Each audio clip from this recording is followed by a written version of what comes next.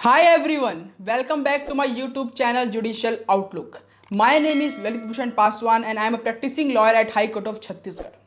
आज इस वीडियो में हम बात करेंगे ऐसे फैक्टर्स के बारे में जो रिस्पॉन्सिबल है second wave of corona virus के लिए भारत के अंदर। आज हम बात करेंगे सुप्रीम कोर्ट के एक सू मोटो रिट पिटीशन के बारे में, जिसमें सुप्रीम कोर्ट ने कोविड-19 से संबंधित बहुत सारे इंपॉर्टेंट एस्पेक्ट के बारे में बात किया है। आज हम इस वीडियो में यह समझेंगे कि हमें कैसे काम करना है, किन फैक्टर्स पे काम करना है ताकि हम थर्ड वेव ऑफ कोरोना से लड़ सकें। मैं ऐसा इसलिए बोल रहा हूं कि सुप्रीम कोर्ट ने रिसेंट में यह ऑब्जर्व किया है कि जितने भी साइंटिफिक एक्सपर्ट हैं वो ये मान रहे हैं कि भारत में बहुत जल्दी third wave of corona virus का स्टेज आएगा। इसलिए हमें यह जानना जरूरी है कि क्या फैक्टर्स पे हमको काम करना है ताकि हम बच सकें और किस तरीके से हम हैंडल करें कोरोना वायरस से संबंधित केसेस को। अब हम ये जानते हैं कि ऐसे कौन से फैक्टर हैं जो डायरेक्टली रिस्पॉन्सिबल हैं for the second wave of कोविड-19। ये फैक्टर्स कोई बहुत बड़े फैक्टर्स नहीं है और सबको पता है ये चीज। वो ये है कि जैसे ही कोरोना वायरस भारत में आया था तो भारत उस समय उसके लिए तैयार नहीं था। भारत की सरकार, राज्य की सरकारें उसके लिए तैयार नहीं थी। इसीलिए जो भारत के अंदर में कोरोना का फैलाव जो है वो बहुत जल्दी हो गया। लेकिन जब गवर्नमेंट्स को समझ में आया तो गवर्नमेंट के द्वारा कोरोना वायरस से संबंधित बहुत सारे रूल्स एंड रिस्ट्रिक्शंस गाइडलाइन के तौर पे लागू किए गए, जिसमें सबसे पहला जो फैक्टर था वो था कि मास्क पहने। दूसरा फैक्टर था कि सोशल डिस्टेंस मेंटेन करें।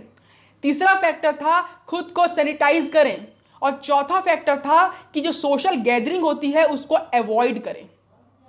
अब आपसे मैं ये पूछना चाहूँगा कि अगर पूरी तरीके से, अच्छी तरीके से जो रूल्स और रिस्ट्रिक्शन, जो गाइडलाइंस गवर्नमेंट ने दी है, इसको फॉलो किया जाता तो क्या कोरोना वायरस का फैलाव भारत के अंदर में इतनी तेज़ी से होता?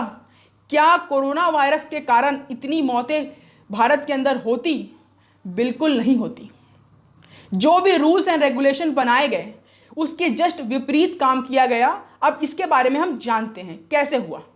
गवर्नमेंट के द्वारा कोरोना वायरस से संबंधित जो गाइडलाइन इशू की गई थी, जैसे कि हर किसी को मास्क पहनना है, सोशल डिस्टेंस मेंटेन करना है, सोशल गैदरिंग को अवॉइड करना है और अपने आप को प्रॉपर तरीके से सैनिटाइज करना है। ये जो पर्टिकुलर गाइडलाइन है, इससे संबंधित एक रिसर्च बांग्लादेश में हुई। बांग्लादेश के अंदर में जो रिसर्चर हैं और जो पॉलिसी मेकर हैं, उन्होंने साथ में काम किया और ये जाना कि अगर किसी देश के अंदर में जो वहाँ की जनता है गाइडलाइन को फॉलो करती है और प्रॉपर तरीके से मास्क पहनती है तो उस देश के अंदर में जो कोरोना का फैलाव है वो बहुत कम होगा और कोरोना से संबंधित जो मौतें हो रही हैं वो कम होगी। और इसके पीछे का कारण भी है जो मैं आपको बताता हूं। रिसर्च के अकॉर्डिंग्स जब कोई व्यक्ति अपने सहमति से मास्क पहनता है तो उसके अंदर एक सेंस डेवलप होता है। वो सेंस क्या है कि अगर मैंने मास्क पहना है, अपनी सहमति से पहना है, तो डेफिनेटली एक सेंस ये डेवलप होगा कि मुझे सोशल डिस्टेंस मेंटेन करना है लोगों से। दूसरा सेंस क्या डेवलप होगा कि मुझे कभी भी सोशल गैदरिंग में पार्टिसिपेट नहीं करना है और अपने आप को प्रॉपर तरीके से सैनिटाइज करना है जब भी मैं घर से बाहर निकलूं। तो इस रिसर्च में यही पाया गया कि जो व्यक्ति मास्क पहन रहा है वो सोशल डिस्टेंस मेंटेन कर रहा है, जो सोशल गैदरिंग होती है वहां पर जाने से खुद को बचा रहा है और जब भी घर से बाहर निकल रहा है और जब भी घर में वापस आ रहा है खुद को प्रॉपर तरीके से सैनिटाइज कर रहा है। तो इस रिजल्ट का, इस पर्टिकुलर रिसर्च का कंक्लूजन ये निकला, ये एविडेंस पाए गए कि जिस देश के अंदर में जो उस देश की जनता है अगर प्रॉपर तरीके से मास्क पहनती है तो खुद ब खुद सोशल डिस्टेंस का जो रूल है वो फॉलो होगा, सोशल गैदरिंग कम होगी, खुद को सैनिटाइज करने का जो रूल रेगुलेशन है उसको फॉलो किया जाएगा और उस देश के अंदर में कोरोना का फैलाव बहुत कम होगा और मौतें कम होंगी कोरोना से। तो ये जो रिसर्च था ये दिखलाता है कि किस तरीके से मास्क पहनने से, सोशल डिस्टेंस मेंटेन करने से, सोशल गैदरिंग को अवॉइड करने से और खुद को सैनिटाइज करने से कोरोना से बचा जा सकता है। लेकिन भारत में क्या हुआ? क्या रूल्स और रेगुलेशन को फॉलो किया गया? क्या हर किसी ने मास्क पहना? हर किसी ने अपने आप को सोशल गैदरिंग से बचाया? क्या खुद को सैनिटाइज किया प्रॉपर तरीके से? क्या सोशल डिस्टेंस मेंटेन किया? अगर किया होता तो भारत के अंदर में second wave of corona virus नहीं आता। बीच में जब कोरोना वायरस से संबंधित जो केस है वो कम हुआ था, तो लोग और लापरवाह हो गए और ये समझ लिया कि कोरोना वायरस खत्म हो गया है। लेकिन रिजल्ट क्या हुआ? एक विस्फोट हुआ, सेकेंड वेव का विस्फोट हुआ। आज रिकॉर्ड पे रिकॉर्ड टूटे पड़ा है। जो मौत है इतनी ज़्यादा हो रही है कि शमशान में जगह नहीं है, मुक्ति धाम में लाश को जलाने के लिए जगह नहीं मिल रहा है, इतनी मौतें हो रही हैं। और ये सब क्यों हुआ? क्योंकि भारत की जनता ने लापरवाही बरती। अगर हम लापरवाही नहीं बरतते, अपने लिए खुद हम काम करते, तो हम कोरोना वायरस से बहुत हद तक बच सकते थे। सरकार तो है, सरकार कोशिश कर रही है कि हर फैसिलिटी दे, हर तरीके की ट्रीटमेंट प्रोवाइड करे, लेकिन क्या हमारी रिस्पॉन्सिबिलिटी नहीं बनती है कि हम सरकार की मदद करें? जो गाइडलाइन इशू हो रही है उसको प्रॉपर तरीके से फॉलो करें ताकि हम कोरोना वायरस से बच सकें। क्योंकि भारत के अंदर में वैक्सीनेशन चालू है। 45 से ऊपर वालों को free vaccination union government provide कर रही है। लेकिन भारत की जनसंख्या इतनी ज़्यादा है कि अगर सबको वैक्सीनेट किया जाए तो 1 से 2 साल लग जाएगा, और इतना समय हमारे पास नहीं है। अभी सॉल्यूशन ये नहीं है कि लोगों को वैक्सीनेट किया जाए, क्योंकि इसमें लंबा समय लगना है, तुरंत वैक्सीनेशन नहीं हो पाएगा किसी का भी। अभी हमारे हाथ में है कि किस तरीके से हम गाइडलाइन को फॉलो करते हैं, प्रॉपर तरीके से मास्क पहनते हैं, सोशल डिस्टेंस मेंटेन करते हैं, अवॉइड करते हैं सोशल गैदरिंग को और प्रॉपरली सैनिटाइज करते हैं। अभी क्या हुआ हमारे भारत के अंदर में? 5 राज्यों में चुनाव घोषित किया गया इलेक्शन कमीशन के द्वारा। हमने कलकत्ता में रैलियां देखी जहां पर बहुत ज़्यादा सोशल गैदरिंग हो रही है। ऐसे पॉलिटिकल लीडर जिनको लोग मानती है, वो भी बिना मास्क पहने वहां पर हैं। लाखों की संख्या में, हजारों की संख्या में लोग एक जगह आ रहे हैं। तो क्या ये अपने आप में जो गाइडलाइन है उसका उल्लंघन नहीं है? आईपीएल हो रहा है, भारत के अंदर में इतनी मौतें हो रही हैं कोरोना वायरस से, फिर भी आईपीएल हो रहा है। कि आईपीएल में जो खेलने वाले खिलाड़ी, उनकी रिस्पॉन्सिबिलिटी नहीं है कि वो आईपीएल में खेले, अपने आप को उपलब्ध ना कराए, बिल्कुल खेले ना, क्योंकि भारत में मौतें हो रही हैं। भारत के अंदर में सोशल गैदरिंग के नाम पे बड़े बड़े धार्मिक अनुष्ठान हो रहे हैं, जैसे कुंभ हुआ जहां पे बहुत लोग साथ आए। क्या ये सोशल गैदरिंग को अवॉइड करना रिस्पॉन्सिबिलिटी नहीं थी सिटीजन की? लेकिन ऐसा नहीं हो रहा है। सोशल गैदरिंग हो रही है, रैलियां हो रही हैं, पॉलिटिकल पार्टीज प्रोटोकॉल जो है कोविड-19 संबंधित, जो कि इलेक्शन कमीशन ने इशू किया था, उसकी धज्जियां उड़ा दी। कोरोना वायरस संबंधित जितनी भी गाइडलाइन थी उसकी धज्जियां उड़ा दी और रैलियां की, सोशल गैदरिंग हुई, जिससे कोरोना वायरस का फैलाव बहुत जल्दी और बहुत तेजी से हुआ। छत्तीसगढ़ का एक एग्जाम्पल लेते हैं जहां पर रोड सेफ्टी से संबंधित मैचेस हुई, जहां पर अलग अलग राज्यों से लोग आए, इकट्ठा हुए, और क्या हुआ? छत्तीसगढ़ के अंदर कोरोना विस्फोट हुआ। इतनी स्पीड से छत्तीसगढ़ के अंदर जो कोरोना पेशेंट है बड़े, की सरकार संभाल नहीं पा रही है। तो ये सब क्या हुआ? खुद सरकार गाइडलाइन इशू करती है, लेकिन उस सरकार में जो पॉलिटिकल लीडर्स हैं वो खुद फॉलो नहीं करते, मास्क नहीं पहनते, सोशल डिस्टेंस मेंटेन नहीं कर रहे हैं। तो उनसे संबंधित जो उनके फॉलोअर्स हैं, क्या आपको लगता है कि वो फॉलो करेंगे? ये पॉलिटिकल लीडर्स की जिम्मेवारी है। ये जितने भी बहुत अच्छे लोग हैं जिनको लोग फॉलो करते हैं, अपना रोल मॉडल मानते हैं, ये उनकी रिस्पॉन्सिबिलिटी है कि वो लोगों को मोटिवेट करें ताकि लोग उनको फॉलो करें। और जो गाइडलाइन है, मास्क पहनना, सोशल डिस्टेंस को मेंटेन करना, सोशल गैदरिंग को अवॉइड करना और प्रॉपरली सैनिटाइज करना खुद को, इसको वो फॉलो करें। तो ये कुछ इंपॉर्टेंट फैक्टर्स थे जो कि रिस्पॉन्सिबल हैं सेकेंड वेव ऑफ कोविड-19 के भारत के अंदर। अब हम ये समझते हैं कि सुप्रीम कोर्ट का क्या नज़रिया है कोरोना वायरस से संबंधित अलग अलग एक्सपेक्ट के ऊपर। सुप्रीम कोर्ट ने रिसेंट में एक सू मोटो रिट पिटीशन में इन रे distribution of essential supplies and services during pandemic, इस केस में सुप्रीम कोर्ट ने central government, state government and union territory को नोटिस इशू किया और उनसे इंफॉर्मेशन मंगाया about different aspect of corona virus के संबंध में, जैसे कि मेडिकल इंफ्रास्ट्रक्चर कैसा है अभी वर्तमान में, जैसे कि ऑक्सीजन सप्लाई किस तरीके से की जा रही है, किस तरीके से ऑक्सीजन अवेलेबल करवाया जा रहा है हॉस्पिटल्स को, किस तरीके से भारत के अंदर में वैक्सीनेशन हो रहा है, उससे संबंधित क्या क्या पॉलिसीज हैं।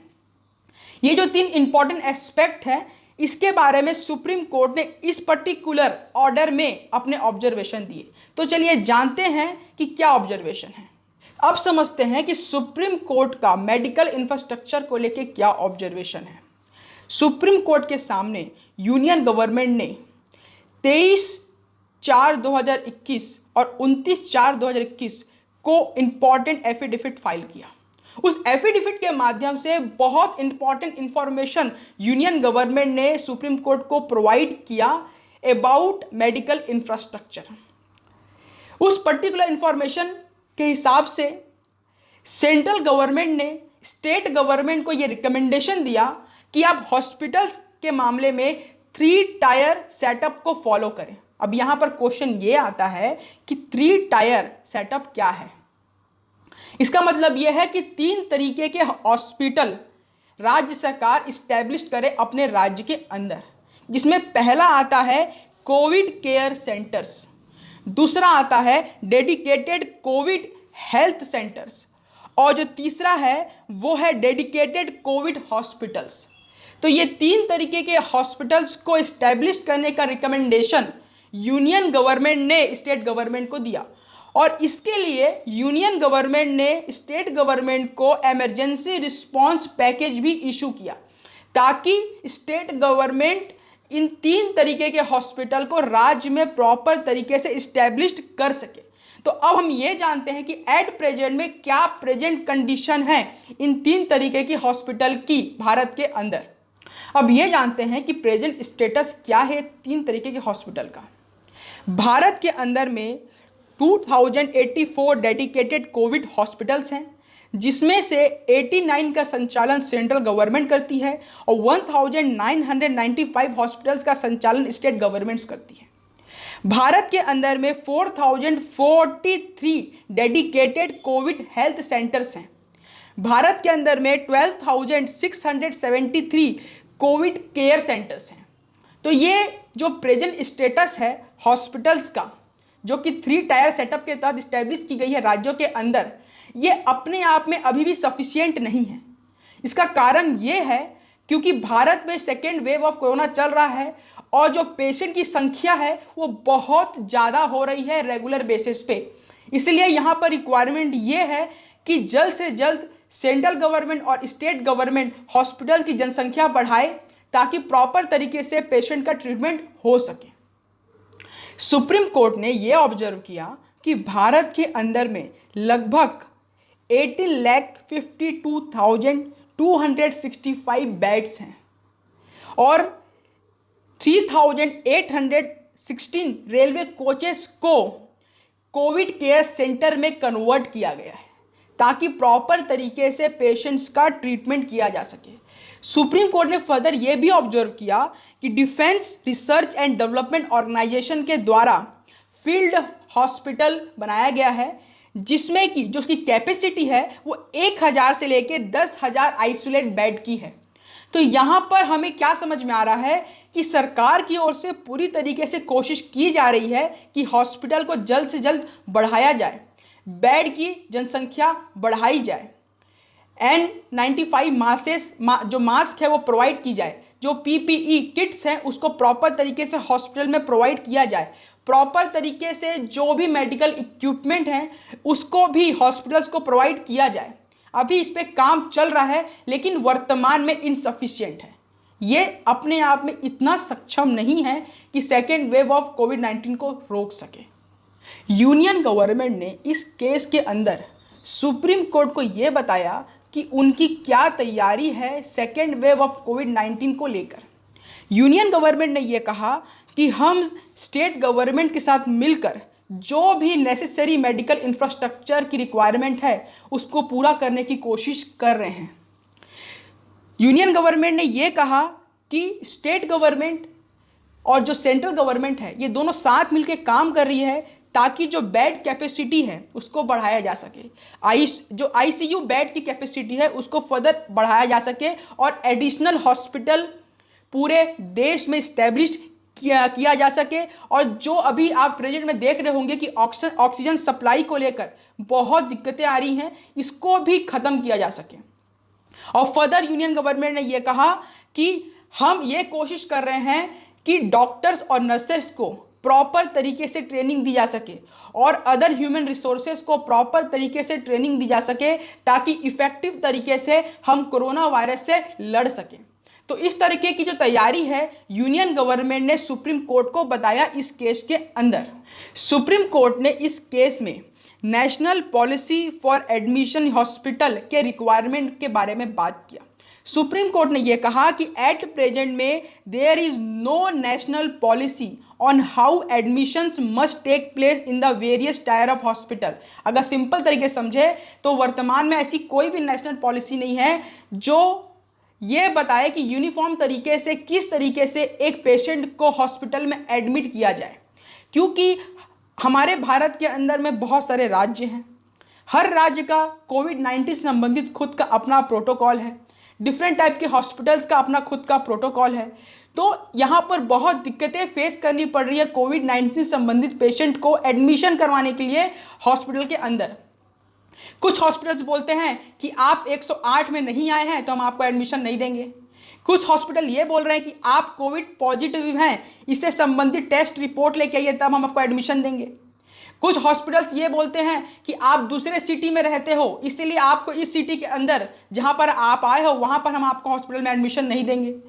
कुछ ऐसे हॉस्पिटल हैं जो आईडी कार्ड मांग रहे हैं कि भाई आप आईडी कार्ड प्रोवाइड कीजिए तब जाके हम आपको एडमिशन देंगे हॉस्पिटल के अंदर में। तो इससे क्या हो रहा है, क्योंकि सेकेंड वेव चल रहा है भारत के अंदर में, बहुत तेज़ी से कोरोना वायरस संबंधित पेशेंट जो है बढ़ रहे हैं, इसीलिए सुप्रीम कोर्ट ने यह कहा कि एक रिक्वायरमेंट है यूनिफॉर्म नेशनल पॉलिसी की जो ये बताए कि किस तरीके से हॉस्पिटल में एक पेशेंट को एडमिट किया जाए। तो सुप्रीम कोर्ट ने बहुत अच्छी तरीके से इस पर्टिकुलर मेडिकल इंफ्रास्ट्रक्चर के बारे में इस केस में बहुत अच्छी तरीके से कहा। अब हम ये जानते हैं कि सुप्रीम कोर्ट ने ऑक्सीजन क्राइसिस के बारे में क्या ऑब्जर्वेशन दिया।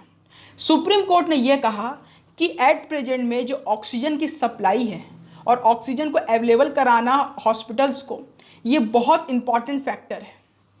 हम आए दिन देख रहे हैं कि हॉस्पिटल्स में ऑक्सीजन ख़त्म हो जा रहा है लेकिन ऑक्सीजन पहुंच नहीं पा रहा है। तो सुप्रीम कोर्ट ने बहुत अच्छा ऑब्जर्वेशन देते हुए सेंट्रल गवर्नमेंट और स्टेट गवर्नमेंट को ये रिकमेंडेशन दिया, ये कहा कि आप सब एक buffer emergency stock of oxygen बनाएं, मतलब कि एक इमरजेंसी स्टॉक बनाएं जिससे कि अगर जो सप्लाई चेन है वो डिस्टर्ब होती है ऑक्सीजन पहुंचाने की, तो उस पर्टिकुलर इमरजेंसी स्टॉक का इस्तेमाल कर हम जो ह्यूमन लाइफ है उसको बचा सकें। अभी क्या हो रहा है कई हॉस्पिटल्स में कि ऑक्सीजन ना मिलने के कारण कई पेशेंट्स की मौत हो जा रही है और एक राज्य से दूसरे राज्य में ऑक्सीजन पहुंचाने का काम बहुत तेज़ी से किया जा रहा है, लेकिन वो अपने आप में सफिशिएंट नहीं है। हमारे भारत के अंदर ऐसे बहुत से राज्य हैं जो जहाँ पर ऑक्सीजन प्लांट हैं, जो ऑक्सीजन प्लांट के अंदर बहुत अच्छी तरीके से ऑक्सीजन की मैन्युफैक्चरिंग कर रहे हैं, लेकिन ऐसे बहुत से राज्य जहाँ पर बहुत छोटे लेवल पे ऑक्सीजन मैन्युफैक्चरिंग होती है। तो उस राज्य से ऐसे राज्य में ऑक्सीजन पहुँचाना जहाँ पर ऑक्सीजन मैन्युफैक्चरिंग कम होती है अपने आप में बहुत बड़ा टास्क है। इसलिए सुप्रीम कोर्ट ने यह कहा कि सेंट्रल और स्टेट गवर्नमेंट की ड्यूटी बनती है कि कोऑर्डिनेशन करके एक इमरजेंसी स्टॉक बने ऑक्सीजन का। अगर जो सप्लाई चेन है वो डिस्टर्ब होती है तो इस पर्टिकुलर इमरजेंसी स्टॉक से लोगों की जान बचाई जा सके। तो ये था important observation about oxygen crisis. Supreme court ने इस केस के अंदर वैक्सीन से संबंधित जितनी भी पॉलिसीज़ हैं उसके बारे में कुछ इंपॉर्टेंट इंफॉर्मेशन और ऑब्जर्वेशन दिए। सुप्रीम कोर्ट ने कुछ इंपॉर्टेंट नोट्स बनाए, जैसे कि पहला था कि सुप्रीम कोर्ट के सामने सेंट्रल गवर्नमेंट ने ये कहा कि उनके द्वारा national expert group on vaccine administration for covid form किया गया है, जिसकी ड्यूटी ये है कि जो वैक्सीन है उससे संबंधित जो भी एस्पेक्ट है उसके बारे में एडवाइस और ओपिनियन दिया जा सके, ताकि सेंट्रल गवर्नमेंट गाइडलाइन इशू कर सके।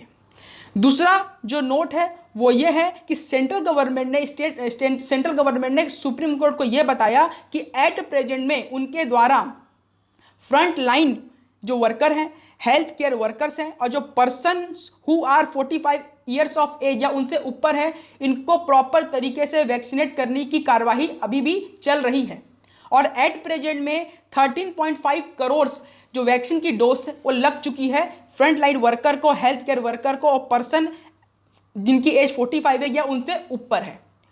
सुप्रीम कोर्ट के सामने में जो सेंट्रल गवर्नमेंट है उन्होंने ये भी बताया कि एट प्रेजेंट में जितने लोग 45 के हैं या उससे ऊपर हैं उनको फ्री वैक्सीनेशन किया जा रहा है, ताकि जल्द से जल्द जितने भी ऐसे पर्सन हैं जिनका 45 है या उनसे ऊपर, उनको वैक्सीनेट किया जा सके। सुप्रीम कोर्ट ने फर्दर एक और ऑब्जर्वेशन नोट किया कि 20 अप्रैल 2021 को यह निर्धारित किया गया सेंट्रल गवर्नमेंट और स्टेट गवर्नमेंट के द्वारा कि 1 मई 2021 से 18 साल से 44 ईयर के जो भी पर्सन हैं उनको वैक्सीनेट किया जाएगा। अब यहाँ ये जानते हैं कि कितनी जनसंख्या है ऐसे लोगों की, वो है 59 करोड़ पीपल, मतलब 59 करोड़ लोग हैं जो कि 18 से 44 ईयर के बीच में हैं भारत के अंदर में एट प्रेजेंट में, जिनको 122 करोड़ वैक्सीन का डोज लगना है, क्योंकि एक वैक्सीन का दो डोज लगता है। इस कारण से 122 करोड़ वैक्सीनेशन होना है इन पर्टिकुलर लोगों का। सुप्रीम कोर्ट के सामने में जो सेंट्रल गवर्नमेंट ने यह भी कहा कि हम 45 या उनसे ऊपर वालों को फ्री वैक्सीनेशन कर रहे हैं, और ये भी कहा कि जो वैक्सीन प्रोड्यूसर है उनसे हम मात्र 50% वैक्सीन को परचेस कर रहे हैं। अब जो बची हुई 50% क्वांटिटी है वैक्सीन की, ये परचेस की जाएगी स्टेट गवर्नमेंट और प्राइवेट हॉस्पिटल के द्वारा, ताकि जो वैक्सीनेशन को बहुत स्पीड तरीके से बढ़ाया जा सके और इफेक्टिव तरीके से लोगों को वैक्सीनेट किया जा सके। लेकिन सुप्रीम कोर्ट ने यहाँ एक बहुत अच्छा ऑब्जर्वेशन ये दिया कि अगर सेंट्रल गवर्नमेंट का ये एम है कि वो सब हर लोगों को प्रॉपर तरीके से वैक्सीनेट करे, तो ये रिस्पॉन्सिबिलिटी होनी चाहिए सेंट्रल गवर्नमेंट की कि वो जो वैक्सीन प्रोड्यूसर है उससे पूरी तरीके से पूरी क्वांटिटी में 100% जितनी भी वैक्सीन है वो खुद खरीदे, और ख़रीदने के बाद स्टेट के रिक्वायरमेंट के अनुसार उस पर्टिकुलर वैक्सीन को डिस्ट्रीब्यूट करें।